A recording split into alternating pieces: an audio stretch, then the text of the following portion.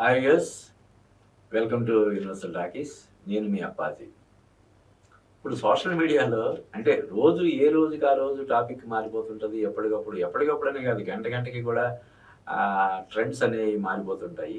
ఇప్పుడు లేటెస్ట్గా ట్రెండింగ్లో ఉన్నటువంటి టాపిక్ ఏంటంటే, విజయ్ నటించినటువంటి జననాయకుడు రేపు డిసెంబర్ 9న రాజా సాబ్తో పాటు మన తెలుగులో కూడా విడుదల కాబోతుంది. ఇది బాలయ్య నటించినటువంటి భగవత్ కేసరి సినిమాకి రీమేక్ అన్న విషయం కన్ఫర్మ్ అయిపోయింది. అంటే వాళ్ళు ఇప్పటికి కూడా అఫీషియల్గా అనౌన్స్ చేయనప్పటికీ మన తెలుగు వాళ్ళందరికీ కూడా ఇది బాలయ్య చేసిన సినిమాకి రీమేక్ అని చెప్పి కన్ఫర్మ్ అయిపోయింది. ట్రైలర్ అది చూస్తే ఏదైనా చిన్న చిన్న మార్పులు చేర్పులు అయినా చేస్తుంటారు తప్ప మక్కి సీన్లు అవి తీయడం అని మనం చూస్తున్నాం. కాబట్టి ఇప్పుడు జరుగుతున్నటువంటి చర్చ ఏంటంటే, బాలయ్య పర్ఫార్మెన్స్లో కనీసం 50% కూడా పర్ఫార్మెన్స్ విజయ్ చేయలేకపోయాడు అనే ఒక చర్చ అయితే చాలా జోరుగా జరుగుతుంది. అంటే యాక్చువల్గా ఒకరి పర్ఫార్మెన్స్తో ఇంకొకరి పర్ఫార్మెన్స్ మనం పోల్చడం అన్నది కరెక్ట్ కాదు. కానీ ఇక్కడ ఏంటంటే సేమ్ సినిమా కావడం వల్ల ఆ కంపారిజన్ అనేది అనివార్యంగా మారింది. బాలయ్య కొన్ని సీన్స్లో చేసినటువంటి పర్ఫార్మెన్స్ ఇప్పుడు ట్రైలర్లో కనిపిస్తున్న దాన్ని బట్టి విజయ్ పర్ఫార్మెన్స్తో పోల్చి విజయ్ తేలిపోయాడు అనే ఒక వ్యాఖ్య. అంటే అదేదో సీరియస్ అని కాదు, కానీ సరదాగా బాలయ్య చేసినటువంటి పర్ఫార్మెన్స్తో పోల్చితే విజయ్ పర్ఫార్మెన్స్ తేలిపోయింది అని అందరూ ఎక్కువ శాతం మంది అభిప్రాయపడుతున్నారు. అంటే బేసిక్గానే విజయ్ని ఎప్పుడు కూడా ఒక గొప్ప నటుడు లేకపోతే పర్ఫార్మెన్స్ పరంగా విపరీతమైనటువంటి ఇది ఉన్నా అని అతన్ని ఎప్పుడు ఇది చేయలేదు, ఎవరు బాగా సీరియస్గా ఇది చేయలేదు. అతను ఏంటంటే అతనిలో ఒక తెలియని చరిష్మా ఉంది. ఈ రోజున తమిళనాడుని తొలగిస్తున్నటువంటి స్టార్ ఎవరంటే అది విజయ్. అంటే ఎంత స్టార్డం లేకపోతే నేను ఇంక సినిమాల నుంచి విరమించుకుంటున్నాను, రాజకీయాల్లోకి వస్తున్నానని చెప్పి మరి ఆయన రాజకీయాల్లోకి వస్తూ ఒక ప్రకంపన సృష్టిస్తున్నాడు. అప్పట్లో రజనీకాంత్ రాజకీయ రంగ ప్రవేశం చేసి నెక్స్ట్ సీఎం అవుతాడని చెప్పి పెద్ద ఎత్తున అందరూ ఎక్స్పెక్ట్ చేశారు. కానీ ఆయన వేరియస్ రీజన్స్ వల్ల, ఆయన వ్యక్తిగత కారణాల వల్ల, కొన్ని ఆరోగ్యపరమైనటువంటి సమస్యల వల్ల మొత్తం మీద ఆయన అయితే రాజకీయాల్లోకి రాకుండానే ఇంకా ఆయన కెరీర్ ఆయన సినిమాలు చేసుకుంటూ ముందుకెళ్తున్నాడు. అలాగే కమల్ హాసన్ రాజకీయ రంగ ప్రవేశం చేసినప్పటికీ ఎందుకునో ఆయన ఆ స్థాయిలో ప్రభావం చూపించలేకపోయాడు. ఈవెన్ విజయకాంత్ కూడా పరిమిత స్థాయిలో మాత్రమే ఆయన ప్రభావం చూపించాడు. అంతకుముందు ఎంజీఆర్ స్థాయిలో తర్వాత ఎవరు కూడా తమిళనాట అది చేయలేకపోయారు. ఒక శివాజీ గణేష్ని కూడా కొంచెం కొద్ది మేరకు మాత్రమే ప్రభావం చూపించాడు తప్ప ఆయన కూడా అంటే మొత్తం రాష్ట్ర రాజకీయాన్ని శాసించే స్థాయిలో ఆయన కూడా చేయలేకపోయాడు. కానీ ఇప్పుడు విజయ్ అది చేస్తాడని చెప్పి ఒక ప్రచారం అయితే జరుగుతుంది. జనాలందరూ కూడా ఆయన మీటింగ్స్కి లక్షలాది మంది పోటెత్తుతున్నారు. ఆ మధ్య చెన్నైలో జరిగినటువంటి ఒక మీటింగ్లో పెద్ద ఎత్తున ఇది జరగడం, చాలామంది మరణం చెందడం అనేది మనం చూసాము. అది జాతీయ స్థాయిలో చర్చ జరగడం కూడా మనం చూసాము. అయితే ఇంత క్రేజ్ కలిగినటువంటి విజయ్ అంటే అంతకుముందు కూడా చాలా సినిమాలు రీమేక్ సినిమాలు చేశాడు విజయ్. తెలుగులో హిట్ అయిన చాలా సినిమాలని తమిళంలో రీమేక్ చేశాడు. ఆ సినిమాలు మళ్ళీ తెలుగులో మనకి రాలేదు. ఇప్పుడు ఒక్కడ కావచ్చు, పోకిరి కావచ్చు, నువ్వు నాకు నచ్చావు కావచ్చు, ఇలా చాలా సినిమాలు తెలుగులో పెద్ద హిట్లు అనగానే టక్కున రీమేక్ రైట్స్ తీసుకోవడం, విజయ్ దగ్గరికి వెళ్తే అతను డేట్లు ఇవ్వడం, సినిమాలు చేసేయడం, అవి కూడా అక్కడ పెద్ద హిట్ అవ్వడం ఇలా జరుగుతూ వచ్చేది.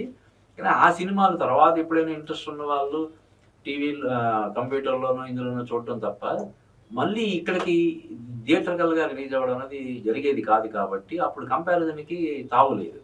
ఇప్పుడు థియేటర్కల్గా కూడా ఈ సినిమాని అంటే రాజకీయ కారణాల వల్ల ఎంత వచ్చినట్టే కదా. అంటే ఇక్కడ రాజాసాబ్తో పాటు రావడం అంటే రాజాసాబ్కి 90-95% థియేటర్లు ఉంటే ఇది సింగిల్ స్క్రీన్స్ కాకుండా మల్టీప్లెక్స్లో ఇది డెఫినెట్గా కొన్ని పరిమితంగా ప్లే అవుతుంది, ప్రదర్శిస్తారు. పైగా ఇక్కడ హైదరాబాద్లో స్థిర నివాసం ఉన్నటువంటి తమిళియన్స్ అందరూ కూడా ఇక్కడ సినిమాలు చూడడానికి వీలుగా ప్రతి తమిళ సినిమా ఇక్కడ కూడా రిలీజ్ అవుతుంటుంది.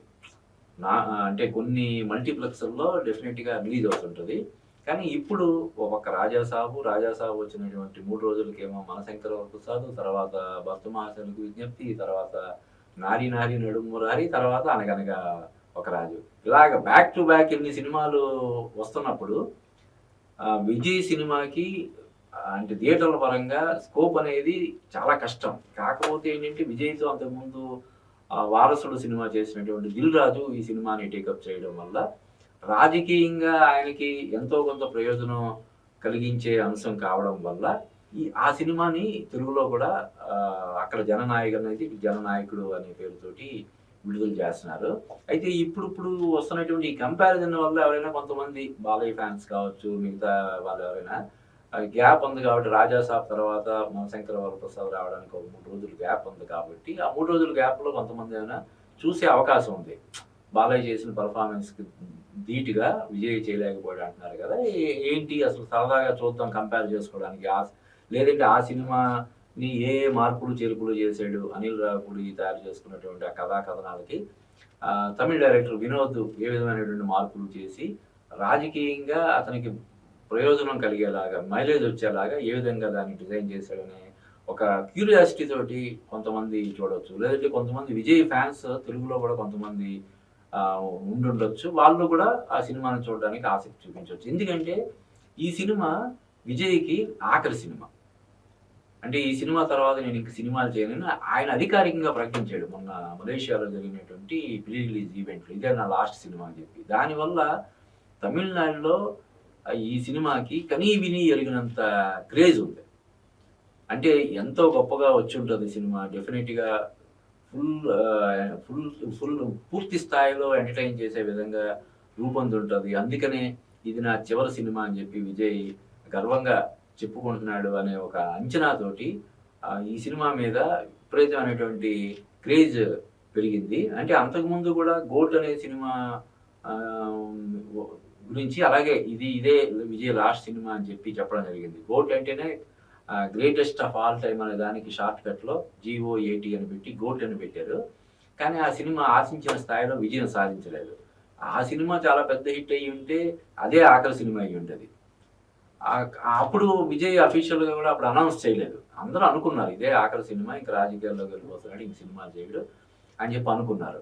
కానీ ఇప్పుడు జస్ట్ ఇంకా ఒక ఏడాది మాత్రమే ఎలక్షన్స్ ఉన్న టైంలో ఇంకా ఇదే నా లాస్ట్ సినిమా అని విజయ్ కూడా ప్రకటించాడు. కాబట్టి అంటే అతను ఒక మాట అన్నాడు, నన్ను గత 30 ఏళ్లుగా మీరు నన్ను విశేషంగా ఆదరిస్తున్నారు, నేనేదో ఒక చిన్న స్థాయిలో ఉంటే సరి చాలు, ఇండస్ట్రీలో ఒక చిన్న ఇల్లు కొనుక్కొని ఒక ఫ్లాట్ కొనుక్కొని ఉంటే చాలు అనుకునే నన్ను ఏకంగా మీరు ఒక విలాసవంతమైనటువంటి భవనంలో నిర్మించేంత స్థాయిని నాకు ఇచ్చారు.